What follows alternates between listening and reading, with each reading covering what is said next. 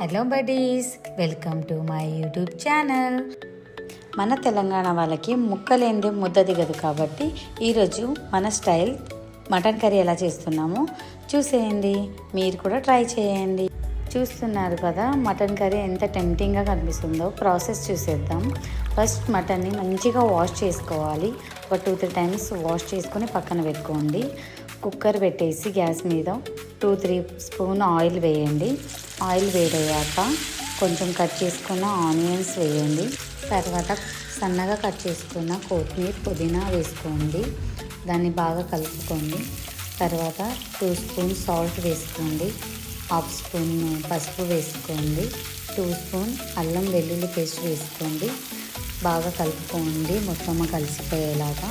మూత పెట్టి ఒక 5 మినిట్స్ ఉడకనివ్వండి.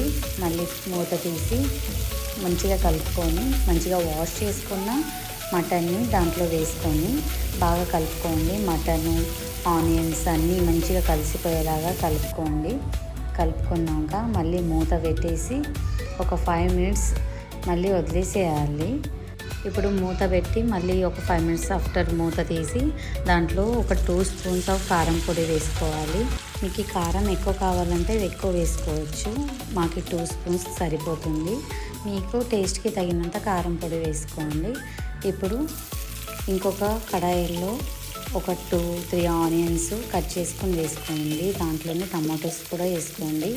అంటే దాన్ని పేస్ట్ చేయడం వల్ల కొంచెం థిక్గా వస్తుంది.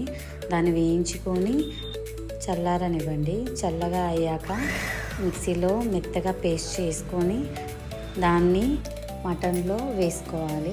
అప్పుడే మటన్ థిక్ గ్రేవీ లాగా మంచి టేస్టీగా వస్తుంది. పేస్ట్ ముక్కకి బాగా పట్టేలాగా కలుపుకోవాలి. తర్వాత మంచిగా వాటర్ వేసుకోవాలి, తగినంత వాటర్ వేసుకోవాలి.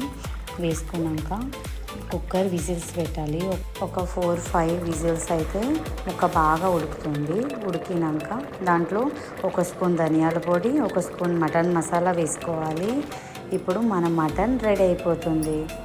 మటన్ రుచి తెలిసిన వాడికి మాటలు కాదు ముక్కలే కావాలి. మీరు కూడా ఇదే కేటగిరీ అయితే లైక్, షేర్ అండ్ సబ్స్క్రైబ్ చేసుకోండి.